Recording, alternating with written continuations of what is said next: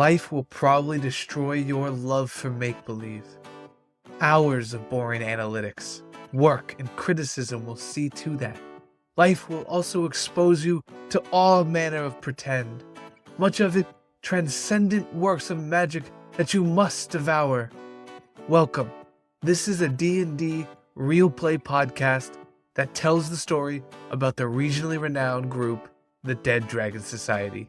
For those of you who have never played D&D before, all you need to know is that it's an improvised adventure where the players can do whatever they want. Dictated by the roll of dice. Usually we use a d20, a 1 being a critical failure and a 20 being a critical success. Now, as a dead poet once said, listen close. You can hear them whisper their legacy to you.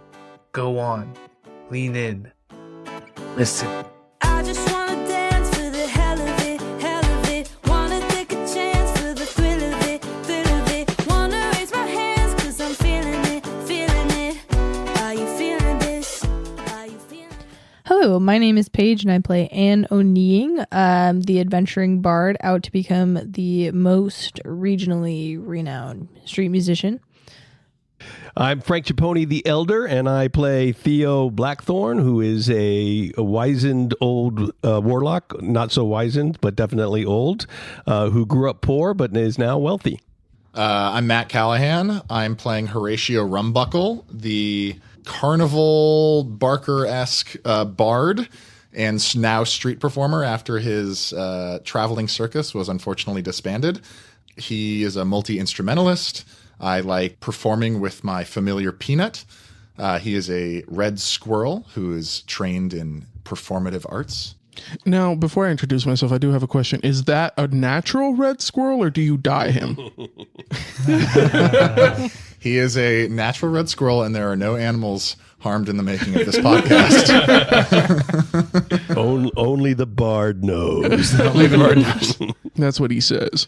Hello, my name is Jorge Bardeles Joyner. Everyone just calls me George. I am playing Maximilian DuPont, a merchant kid, just trying to get some success and get some revenge. My name is Pat Salambier. I am playing Trogram. He is a half-orc barbarian who has left his home for the first time on a quest to save his village. And I'm Frankie Ciappone, and I'm the DM. Woo! Welcome to the Dead Dragon Society. All right, so the first question I'm going to be asking you guys at our little campfire, what do you consider your most useless talent to be? And what makes you think it's useless? I don't really have any useless talents. I like to think of myself as very practical and efficient.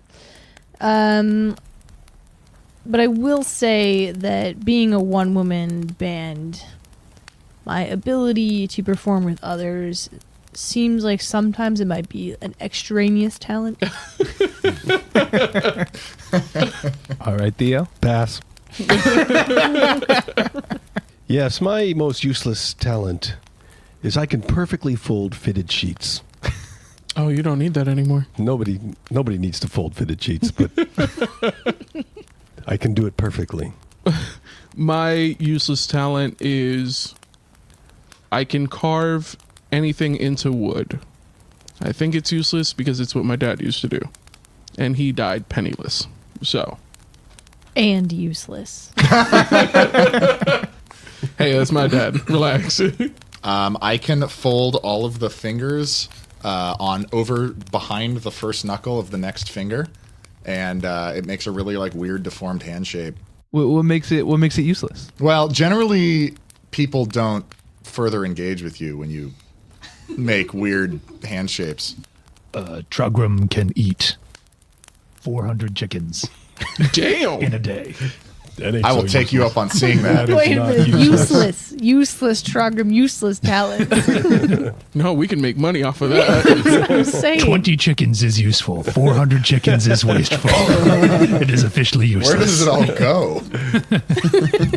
That's the weave. A little bit here, a little bit there. Yeah. Right, excellent points made all around. My useless talent as the DM, as Frankie, is every time I try to do a backflip, I just kind of fall. And I don't think I've ever successfully landed a backflip. Does that count as a talent? That's just kind of useless. 100 out of 100. Being bad at I'm successful at being bad at backflips. My most useful talent is being untalented. Jesus, Frankie, fight back. They're roasting you. I'm agreeing with it. We're just wording it a little bit better. It's all how you spin it. All right, let's get started. Here's episode 1. Let's make a deal. Trogum, you come walking out of a dense forest. The tree line is as visible as Matt's hairline. It's a good hairline. Good Visible hairline. for High for quality the hairline audience. for those that can't see Yeah. in this audio podcast. As dense as a forest. I'm very jealous. We haven't quite reached the success yet where we're filming the podcast simultaneously for the YouTube channel. You're walking out of the forest, and you just see rolling hills. It's just a beautiful sight. Like, a best way I can describe it is Windows Vista screensaver. Trogum takes a deep breath in. And as you get to the top of that hill, you see a small town, and it is on the edge of a lake. Can I make a perception check to see if I can make out like some prominent buildings in the town or that sort of thing? Like Yeah. get a little bit more of a better view, I suppose. Yeah, go take a look. First dice roll. Here we go. Ooh. 6. That's a bummer. Starting off strong. We can only go. We can still go down. Never mind. So basically, you're blind. It's a foggy morning. Yeah. Is that a town? Yeah. Okay. That's a town. It is an incredibly sunny day. Not a cloud in Nothing the stops sky. your view, and you see a town. But there are 4 buildings that stick out. Maybe they can help. And Trogum makes his way towards the town. As you walk to the town, you see a yellow building with a blue door. Stairway leading up to what looks like a shop with a green canvas over the front. A 3-story building with glass doors. And lastly, you see a giant complex. Trogum walks through the town and just like drinks it all in at the marvel of like buildings and stone and glassware and like that kind of thing. And he walks through the town and he enters like the giant complex. As you walk into the giant complex, you have 2 options. You see a hallway, one leading to your left and one going straight ahead. To the left, you have this aroma that comes out of it that smells quite delicious. And straight ahead, you just see a hallway and then some stairs going down. Trogum is drawn by the scent, thinking, there might be 1 or 2 chickens that way, and goes towards the scent. You walk into that room and you see 2 people talking. A rather tall, skinny woman and a man. And you overhear the woman and she says, "Sir, there has been rumors of gnoll attacks of towns around. What should we do? How should we handle this situation?" Madam, please just relax. We just simply need to hire more security. That's all we need to do. You hired me to set up our event. That's precisely what I expect you to do. If you feel there are threats of an attack from outside the town, then I suggest you simply hire more thugs. Build yourself a brute squad. Do whatever needs to. Money is no expense. This marquee event is going to put this place on the map, and nothing, Madam Doeswell, can go wrong. Have I made myself clear? You're right. I will make sure that everything goes fantastic and everything will go smoothly. I will hire more thugs. That is exactly what I shall do. Trogum walks up to this conversation and says, "Where is that smell coming from? And can I have some?" And what do I see when I gaze upon?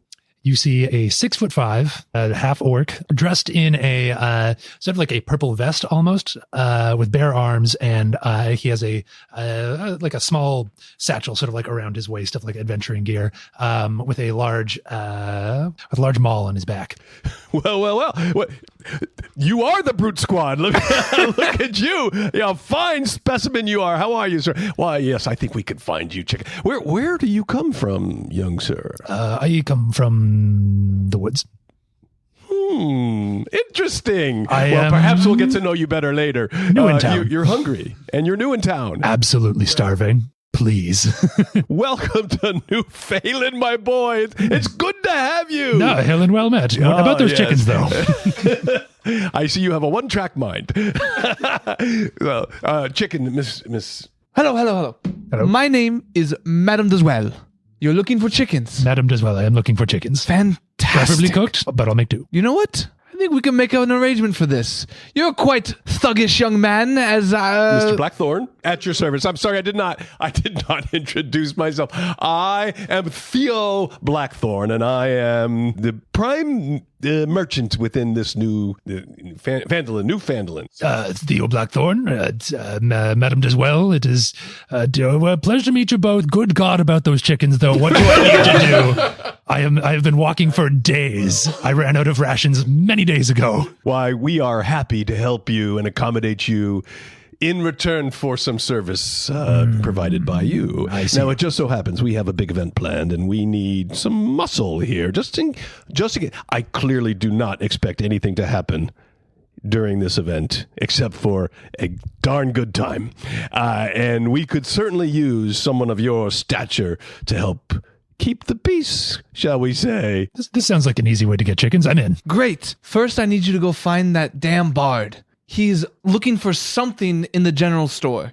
A building with a green canvas over the top. And says, okay, Bard, again, what does he look like? Can I get like a small, just something to go off of?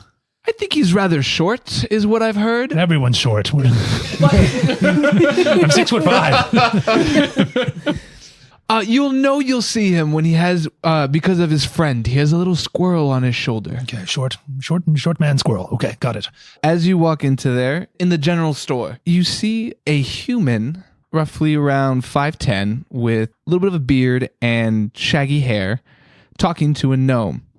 Well, I'm in the middle of conversation with the shopkeep. I'm basically raiding like an entire section of children's toys with dolls with various different outfits, and I'm taking individual pieces off of the dolls to create a small pirate uniform that I'm like Peanut is sitting kind of on a little barrel surrounded by stuff, and he's just kind of patiently standing there while I'm trying to force his little arms through like a vest and like some little, bits and bobs and like some red pants. And I'm really struggling to look around. I find a type of flat cap hat that I take and just absolutely break in the process of bending to get it into a little trifold and stick it on his head. I'm like, it's almost perfect. Good sir, do you have any toy soldiers of any kind? You just broke the hat! Never mind that. I think it's just missing a sword. It needs a sword. Really, to bring the gallantry of the swashbuckling buccaneer to life here. My hat! We only have PCP pipe! For plumbing! And my sword! My hat!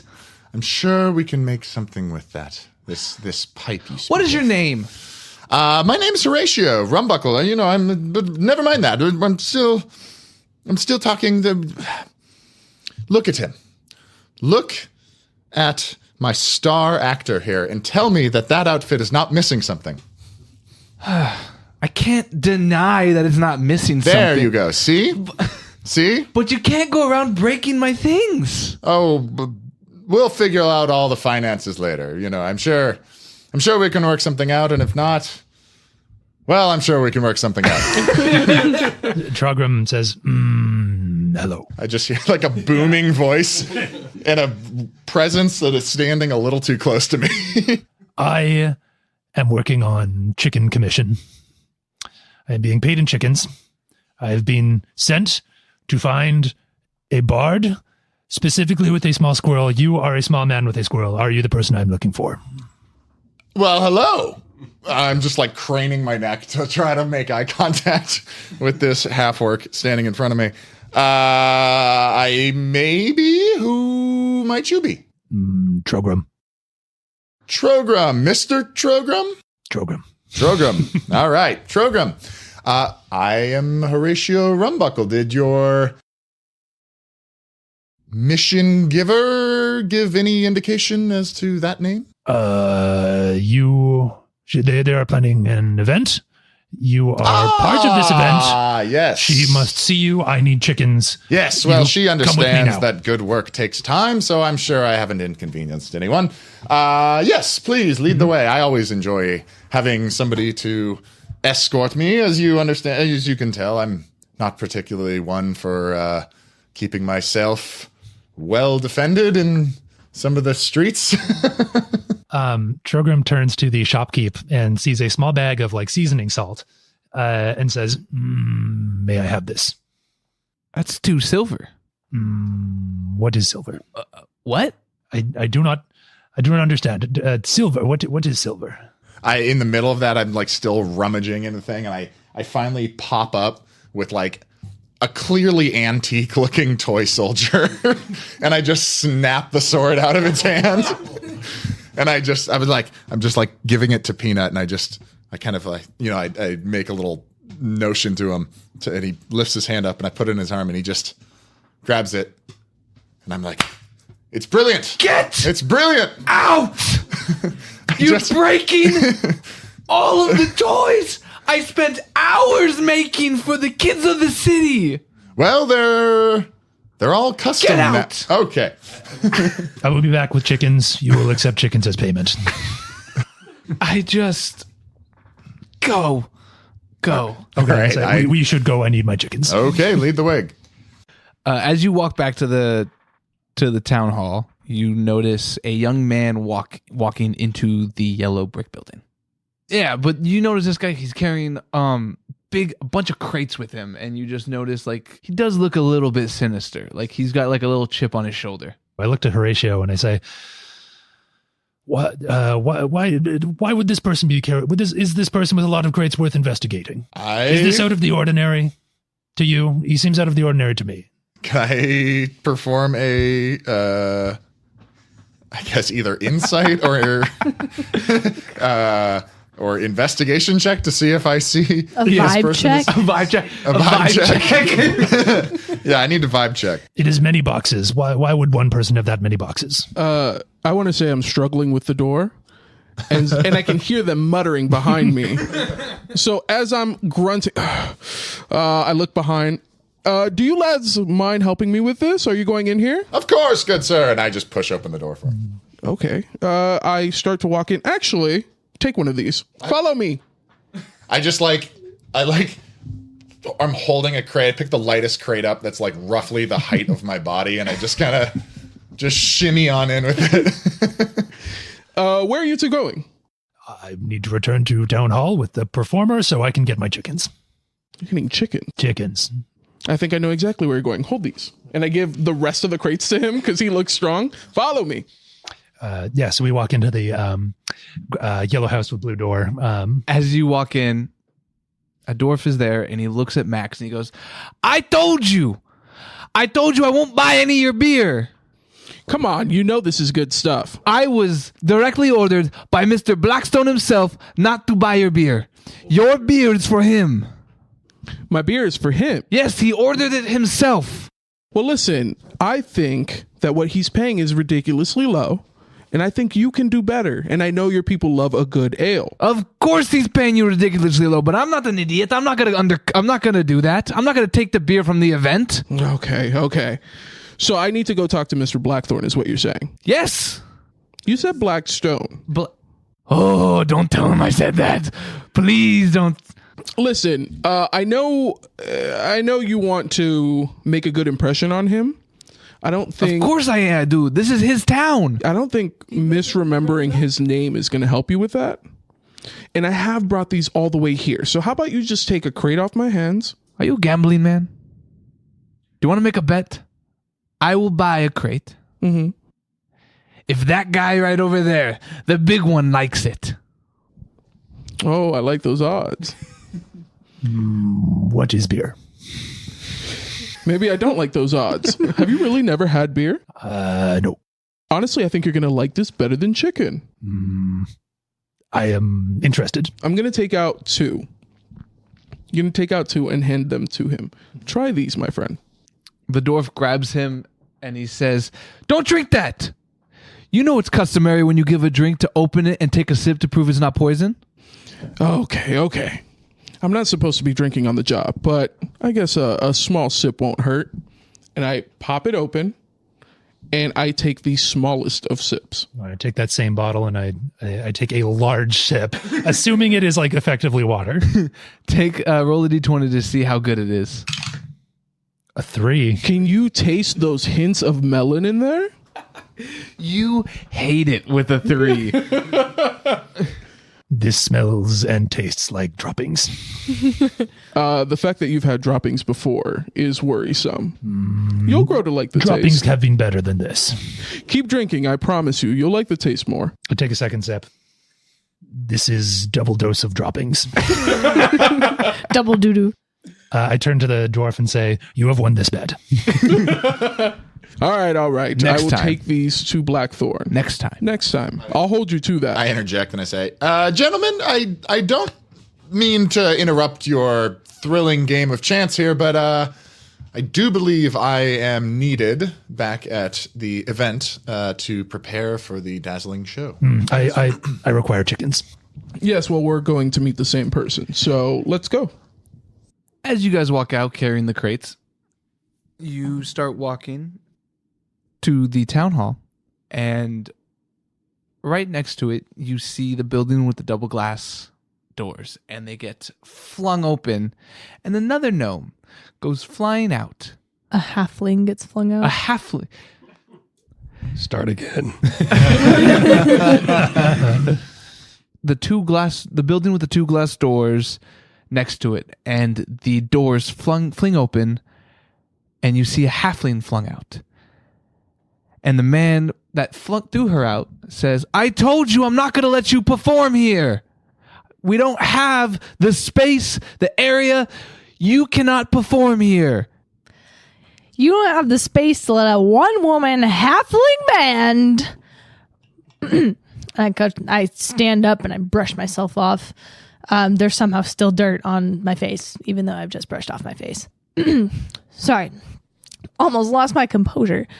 You don't have the space to let a halfling, regionally renowned one-woman band perform at your event. And that's my question, again, for you. Now, where's your supervisor? There's no event here. And then he closes the doors. Damn. All right, next building. And I kind of adjust my little bagpipes and my little pan flute, and I turn around, and I see first Trogrum, a giant orc. I tip my dirty hat to him, and then I catch an unfortunate sight. I see a brush of squirrel tail, and my whole body just seizes up in rage. And then I'm immediately relaxed because I see Horatio, who I am familiar with deeply. And I go, "Horatio, good to see you, Peanut." And great to see you. I see your your clients are going well. Oh, yeah. You know what? They are. I didn't get an address, so I'm just kind of hopping from place to place in righteous indignation until I find the space that's the event today. Oh, no matter. Well, we're walking in the same direction if you would like to join us for some conversation and brevity. Ah, that'd be so convenient. What are you doing here? I'm performing tonight. Peanut and I are performing tonight at a grand event. Outstanding. So we're going to the same place. Sure, This the more is the most merrier. excellent news. I say, I think you've still got a little dirt there on your face. And I snap my fingers and cast Prestidigitation to just clean off your face. There is now somehow still dirt somewhere else on my face, and I go, "Thank you, good looks, sir." Who are you? Maximilian. Pleasure. Orc. Trogram. Pleasure. Yes. Yes. I have chickens that I need. You are the ticket, and he gestures to Horatio, and he says, "You are the chicken. You will give me my chickens. You are the ticket to giving chickens. We must return. Are you with us?" I'm certainly not against you. Are you a farmer now? I do not believe engaging in a transaction involving chickens, but he seems highly motivated, so... And he is going the same direction. I see no harm in joining. Excellent. And I am catching a whiff of beer. Yes, this one's a bit of a drunkard. I am not. It's okay. I remember my first one too. They're pretty. But I am noticing that it's here, and it's not in my hand. So. Well, you have to pay for beer. I'm so sorry. I don't think you know who I am. I don't. And O'Neill, pleasure to meet you. And I extend my hand upwards because I'm quite short. Regionally renowned one-woman band. I shake your hand. Thank you. Still You must never not- heard of you. Shocking. Are you? You must not be from the region. All right, onward. Money talks. As you guys walk into the town hall and you take the left turn and you go into the kitchen dining area, you see Madame Deswell, and she goes, "My, oh my, you brought everyone back. Max, I hope you have all 34 beers that I bought from you." Listen, one of them got dropped on the way, and that shattered, so I have 33 for you. Madam Deswell, I am very concerned with the amount of ale we have for this shindig of ours. Sir, you're going to have plenty. Don't worry. We're going to give them all in small tasting cups. That way no one's drunk by the end of the party. There's the problem, sir. The more people drink, the more they buy. And we need to have people drinking and feeling merry. That's why we have the music. That's why we have brought your ale. We must make sure that this festival goes off without a hitch, that people have a great time, that it reestablishes New Fandolin as a place where anybody can get anything they desire and they can purchase whatever they need. And your ale, not your whale, your ale is a key to that. Your music is too. Who are you? I'm concerned with someone. I too am concerned with the amount of beer being served at this party. I am also concerned that Madam as well. I was not extended the invitation, the address on the invitation. And O'Neill, regionally renowned one-woman band. Pleasure to meet you. And I am assuming, since the invitation didn't include the address, that I would be opening for Mr. Horatio and Peanut, and I glare at the squirrel. That is a detail for others, madam. Welcome. Glad to hear you. Go get your chicken, young man. Trogram has already just shouldered past this entire interaction and gone into the kitchen and is currently making like the most disgusting like meat eating sounds you can possibly imagine. Just covered himself, like his entire face just covered in chicken grease. We need to find a way, Madam does well, to keep that boy around. The moment that I walk in and I see Mr. Blackthorn here, I get like completely white pale and like don't react except just kind of like stiff and uncomfortably when he points at me and says the music, but I just like don't meet his eye. And Theo wasn't really paying attention to much going around him, and then when he does see Horatio, he does a double take and gives a sideward glance. Was I supposed to be the main event? Is this what this is going on? Because I'm totally comfortable with it. I just haven't submitted my green room specifications yet. So I'm sure we can work something out. There's plenty of room. There's plenty of opportunities for businesses. There's plenty of opportunities to sell more ale, and there's plenty of chickens for everyone. I think we all seem to have something in common here, that we need to make sure that this is the greatest event that the new Fandolin has seen in some time, to get this town on the map and get people coming from Baldur's Gate over here to do shopping and vacationing and listening to fine music. because I've definitely been there before, where I show up and so I was off in the order and it's just jarring, and you're like, oh my god, I wasn't even prepared for the spotlight, and then I try and wipe off the dirt that just ends up somewhere else in my face. And that's scene.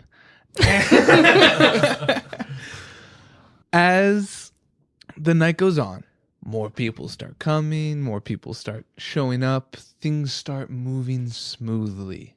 And Annoine steps on stage. Make a performance check. 7. 2 plus 5.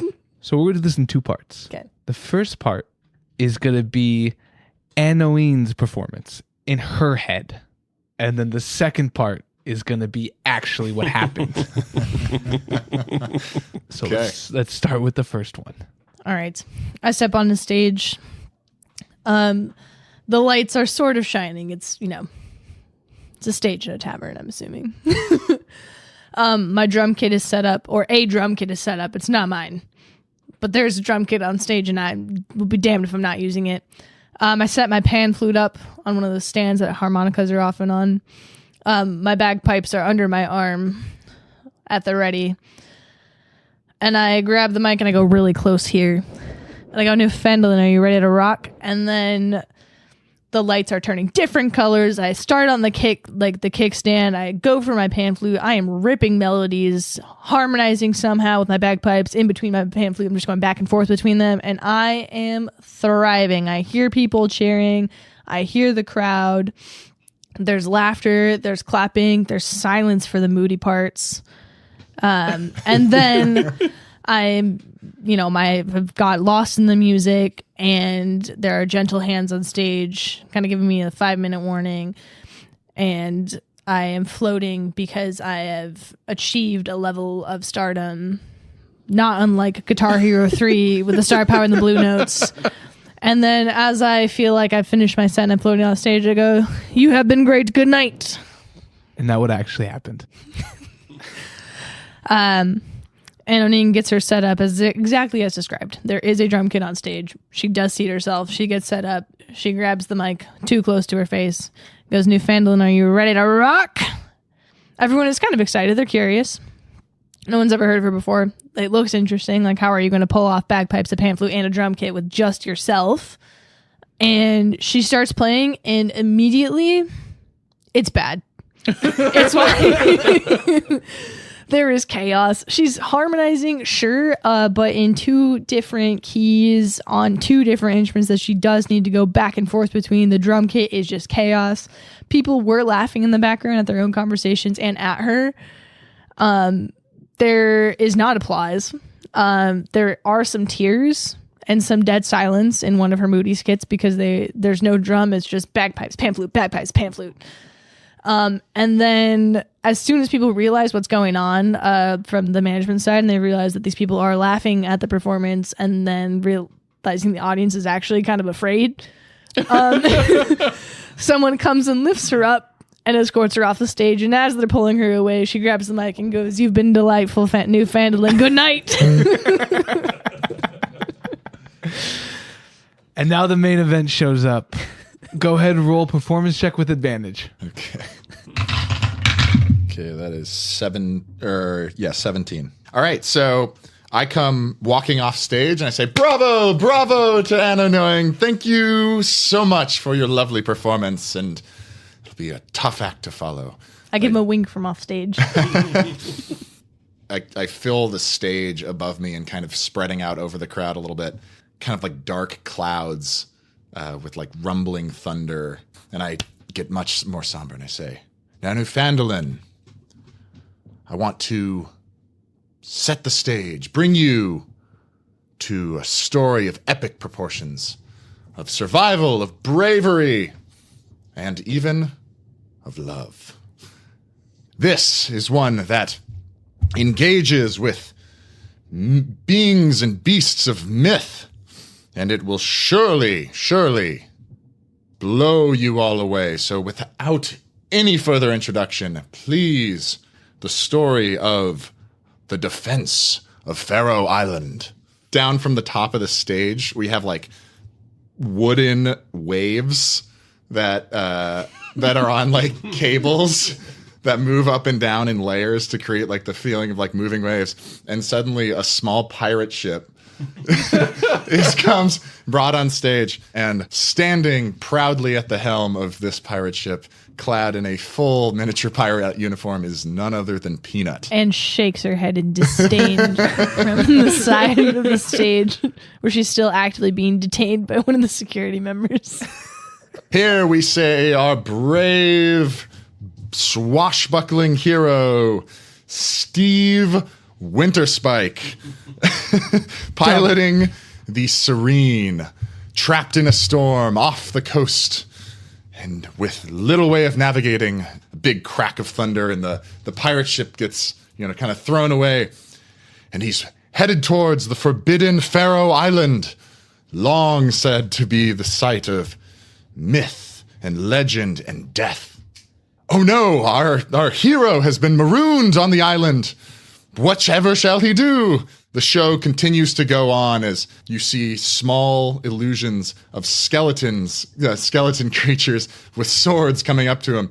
Meanwhile, I'm blasting huge amounts of sound, and to the final crescendo, after he's defeated all of the skeletons, he is finally able to fashion a raft from their bones and sail off into the distance to go meet his lovely betrothed, finalizing with a kiss on the beachfront. And the crowd goes crazy. Oh my God. And they just start chanting, Peanut! Peanut! Peanut! Peanut, having been trained through applause, takes a very gracious bow. I muttered, stupid, under my breath, Steve Winterstick. Trogrim is actually holding Anne back, being like, I do not wish to restrain you, but there are chickens on the line. You do good work, Trogrim. And so, yeah, the scene ends. It's just me standing there, and I just give a bow. I clap for that. I'm like stomping my feet. The night goes on a little bit longer, and Madame Deswell sees you all just chatting, having a good time, and she comes up and she goes, I'm so glad everything is going so well. Please enjoy the rest of your night. We have a couple of options for you. You can either go play the game right over there. It is called Would I Lie to You? Or a crowd favorite, the drinking game. Whatever you guys like. The drinking game. I'll be there. I do believe with such a lively evening that it is in, means of celebration right now. I agree. Drinking game sounds lovely. I don't really think Peanut is actually tall enough to be at the drinking game, but if he wants to be close to the drinking game, he's welcome to, but I don't think he can play. Enough. Peanut's alcohol tolerance is not quite matched those of his peers, but he will enjoy You need to be this tall to ride this ride. watching from the distance. All right, so let's do the drinking game. Everybody make a Constitution saving throw. Ooh, a critical failure. Hey, the man has never drinking beer before. Never had beer before. What did everybody roll? I got a 4. 11. 15. 13. Trogrim immediately vomits, and he is out of the game. One sip, done. This is poison, and he just sort of slumps against the bar. Oh, my good man. Have you had too much to drink so soon? Were you drinking during the show? And he just kind of pushes him away. And you guys hear a scream in the distance. Great word. A scream of great joy? No, a scream of terror, like bloody murder.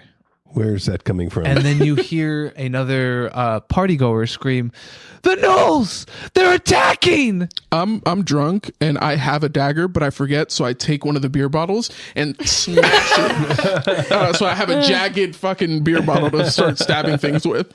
I collect up, I collect up my things off the table. I say, friends, well, this has been a lovely evening. It seems that it is time for my exit off stage. No, Magic Man, you stay. Well, I am certainly no one to engage with danger. I think I will leave that to the strong ones among us. I nod knowingly with my hand on my boomerang that I just pulled out of my sock. You fight with a boomerang, great. I turn to Horatio and I say, no, you will help. If you can make storm clouds appear, then you can trick a knoll. Perhaps we can come to a deal. I'm sure you have a few tricks up The your moment he sleeve. says deal, I shudder. He throws up. Help in any way you can, and we will help in the way we can. Of course. Yeah, sure. Of course I'll help. God, that's a scary man. Let's go. A hyena comes bursting through the door and comes chasing after you. And as he comes jumping at you, he leaps up. An adventurer that was there for the party comes up with a sword and cuts it right in half. Nice. Well done, sir. You should join our group. Are we a group? Well, Madame Does Well screams, "I have a safe house in my home. Take me there." And the adventurer sits there and says, "You 5, go with her. I will hold the front line." And he runs out to the front to take the front line. I just reach out longingly, no! Madam does well. Lead the well. We lead the way. You go out the back door, and you are now in an alley, and you're walking. It's about 2 arm lengths apart, so it's not So it's roomy. not super roomy, but it's roomy enough for all of you to walk shoulder to shoulder. I'm 4 feet tall. It's roomy. It's roomy for you, yes. and the gnome. As you guys go walking about halfway through, 2 gnolls come walking around and walk into the alleyway. And as you look at them, you can tell that they're not quite normal gnolls. Oh, crap. How so? It's an aura that you sense from them. In a positive way, or They've just got good vibes, man. These are Scooby-Doo gnolls. They're just chilled, do you think one of them might think something's pretty funny if I tell him a joke? I don't know. That's great. I cast hideous laughter on one of them. What do you say? What do you say to make him laugh so hard? I see them chuckling and they're running. And I finger gun and I go, 2 gnolls walk out of bar. I mean, into a bar. And then I cast my spell on that really terrible joke. And unironically, he just starts laughing uncontrollably and then just kind of rolls over a little bit and hits his head against a fire escape, or other known as a bar. That's funny. I just clap my hands and I say, outstanding work, Anne. Thank you. I finger gun the other one, point my thumb, and go kapow, and hit it with Eldritch Blast. Okay, roll the hit. 16. Okay, 16. Kerchoo. Kerchow. Roll your damage. Finger gun kapow. So that does 1d10, I believe. Oh my God, are we all going to finger guns these guys? That would be only a 3, was it? Kapow, like that. Ba-doo, ba-doo. More like that. I make one fall over and laugh, and you're like, Eldritch Blast. And with that, everybody roll initiative. Fuck. Natty 1. Oh, boy. 20, dirty 20. 10. 18. Straight up 13. Okay. After watching the great success at my joke that turned out to be manifestation and hilarious at the same time, and then watching Eldritch freaking blast from him. Coming out of his finger guns? Yeah. And looks at him surprised and a little bit jarred. And I turn around not wanting to be outshone. I go,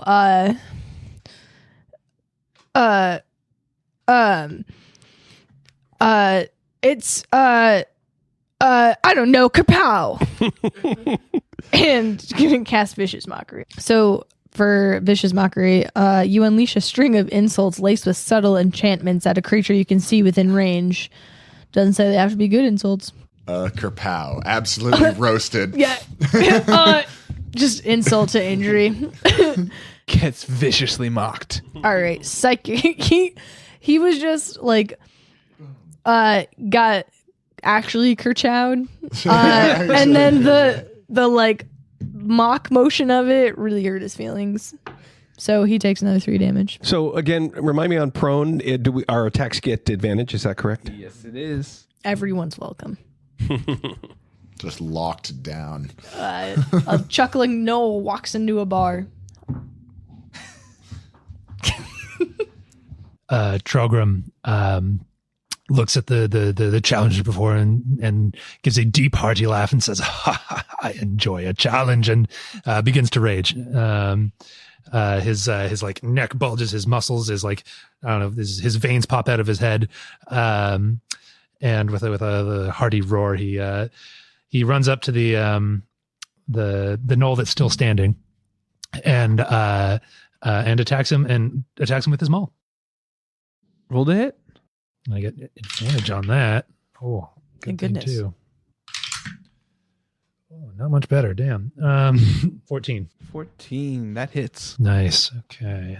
So with a just screaming and like just thrilled with the fact that he gets to do what he does best, Trogrim has runs up, and while he's running, he takes out his maul that he sort of catches with his offhand, and with a single arm or with a single hand, sort of whips it in a large circle and the momentum takes the knoll right in the temple. 9 damage.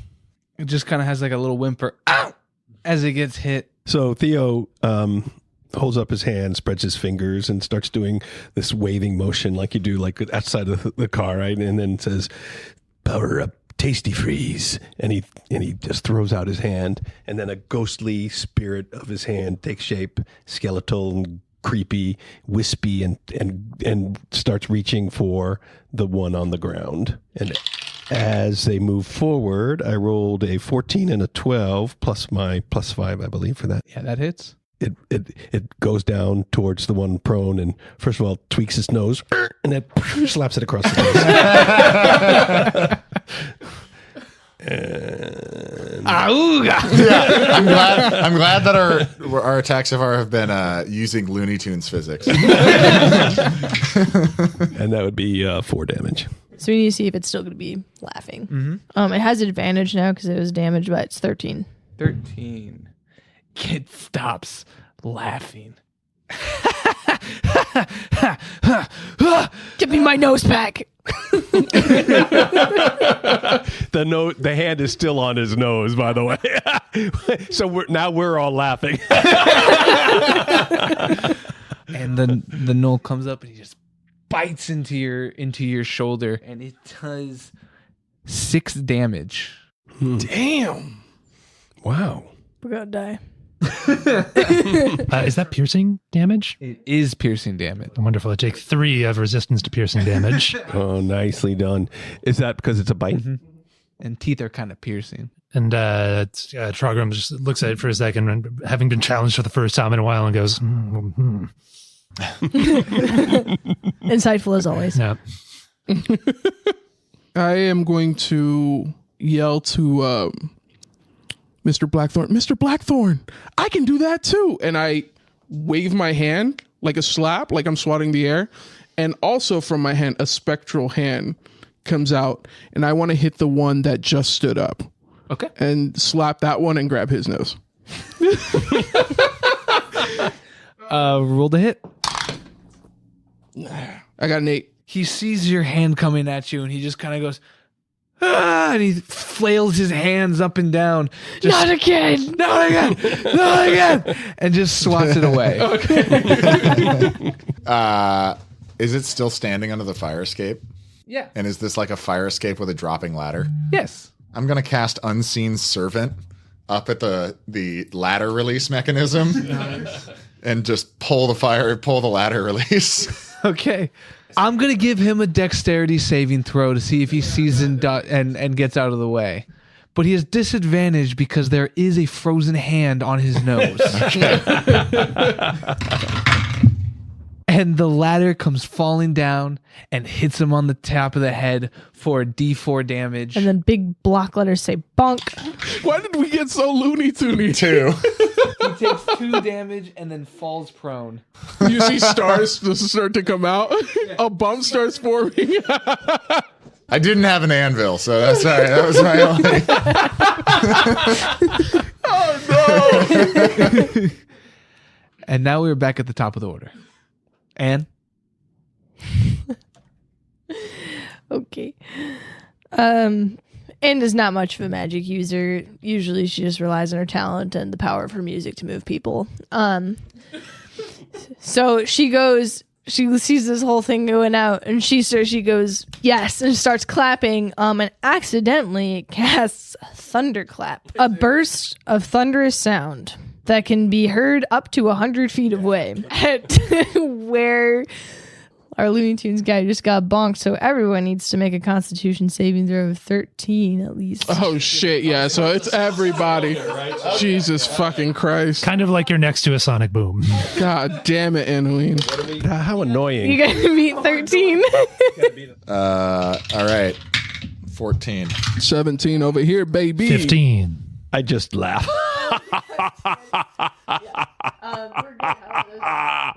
Peanut's tail was like brushing against my ear, and You're just successfully used to the deafened it. sound of music in concerts, you Yeah.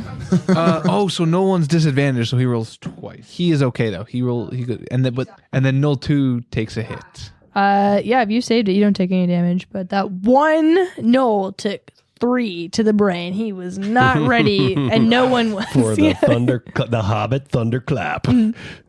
Trogrim, shoulders off the knoll and does the like intuitive math of like how to kill this thing quickly, and then takes them all and just makes the like perfect contact right in the head. And if you zoom in on the contact between the head and the maul, you'll just see Acme branded maul. As it just passes through his brain. I cannot stand you guys. Huge block letters that say splat come up the other side of his ear.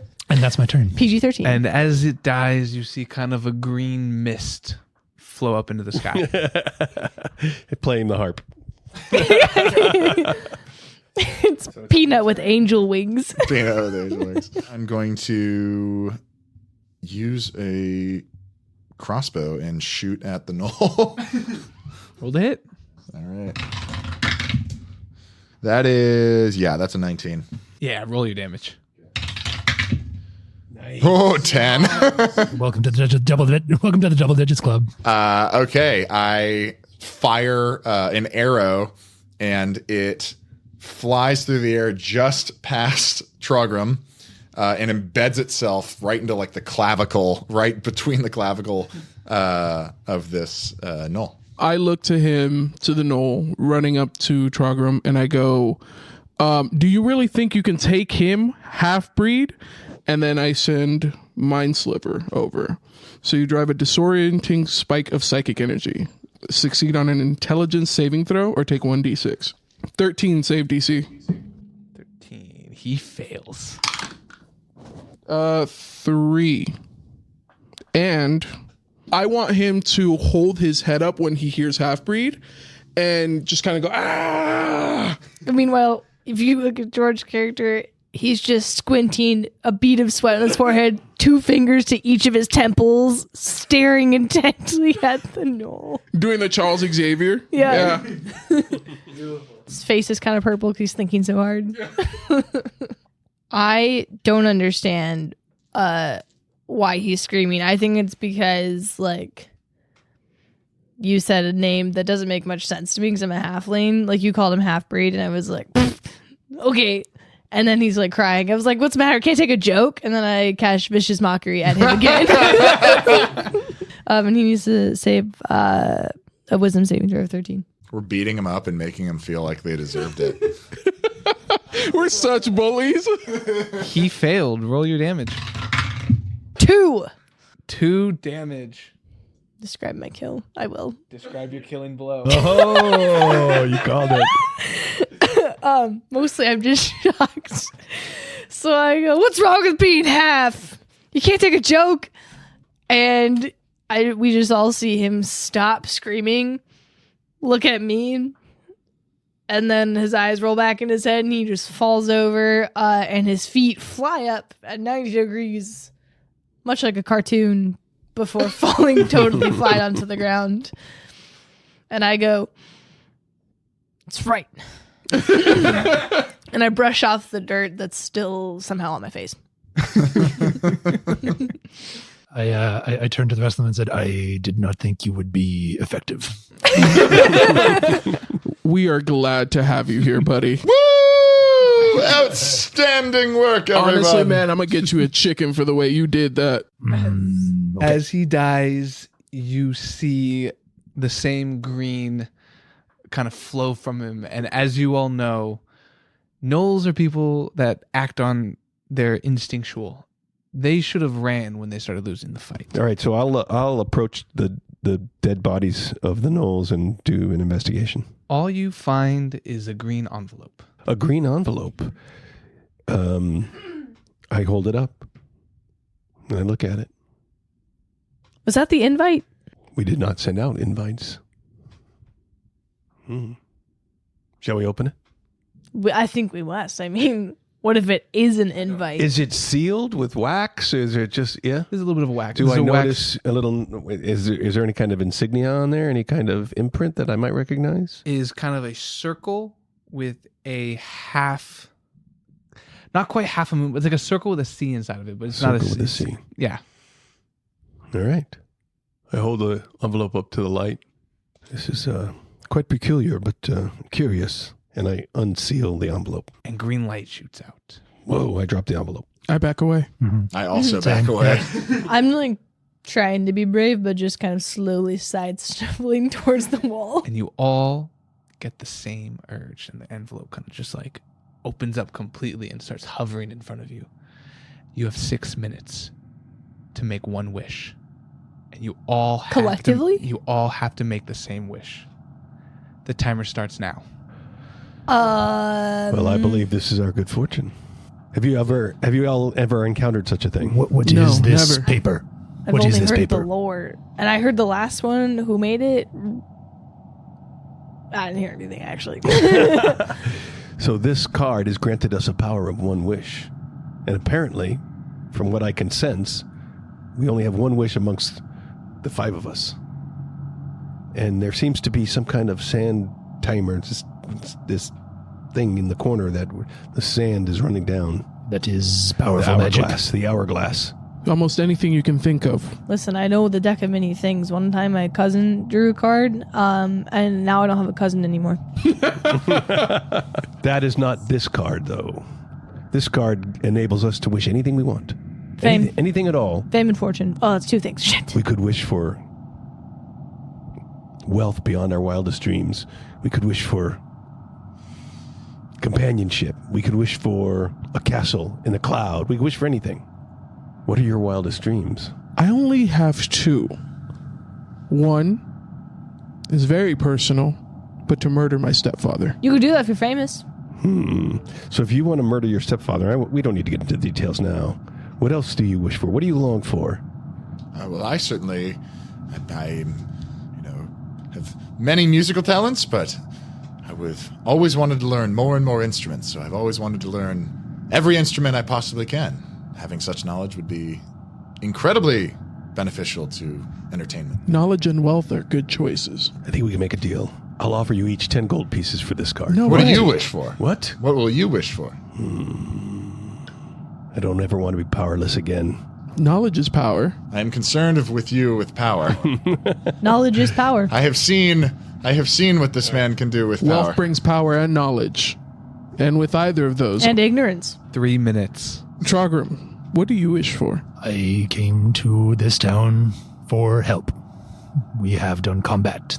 I shall reveal some small truth. And he loosens the bag around his shoulder and brings it around, and he takes out this very intricate looking magical engine, and he says, "This protected my village.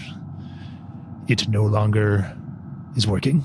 I must restore this. If the paper can bring life back to the engine, that is my wish." I have never seen anything like that before in my life. Knowledge. Knowledge for one person or knowledge for everybody? I say knowledge for all. It's a wish shared between the 5 of us. What kind of knowledge? There's all kinds of knowledge. What if we just vaguely wish for it and then we see what we get? No, I think that would ask for trouble. General knowledge? General knowledge? Well, I think if we can grab the moment, if we could seize the moment, we could help our friends. We could help you become a great musician. We could help you kill your stepfather. We could help you fame and fortune, whatever you seek. What do we wish for to do that? If you give me the power, The power to help people. that could happen. 30 seconds. A book of knowledge. A book of knowledge. A book of knowledge. A book of knowledge where we can ask any question and have it answered. I like that. A book okay. of knowledge. Done. Book of knowledge. Agreed. Done. I love it. That's what we wish Do for. we have to rhyme? I wish. A wish With for all a my book of heart. knowledge. A Yeah. book of knowledge. Together, we'll all nod in agreement that we wish for a book of knowledge that answers any question we shall ask it. Agreed? Agreed. Make We it so. wish upon it! And that is time. We just downloaded all of Wikipedia.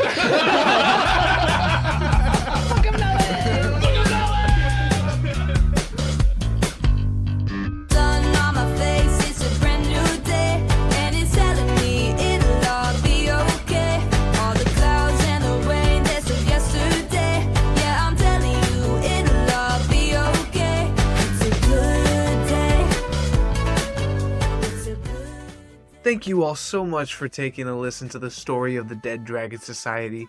We all appreciate you joining in on all of our fun. If you're wanting more or to just say hi, you can find us by searching the Dead Dragon Society on any other social media platform. We're all so excited to bring you this new podcast. It's been an idea we've been shaking around for quite some time now, and I'm just so happy to introduce you to everybody. If you enjoyed it, please leave a review on iTunes, share it to any of your friends, or just come say hi to us on Twitter, X. Anyway, and we'll get the next episode out to you soon. And one more thing. Welcome to the Dead Dragon Society.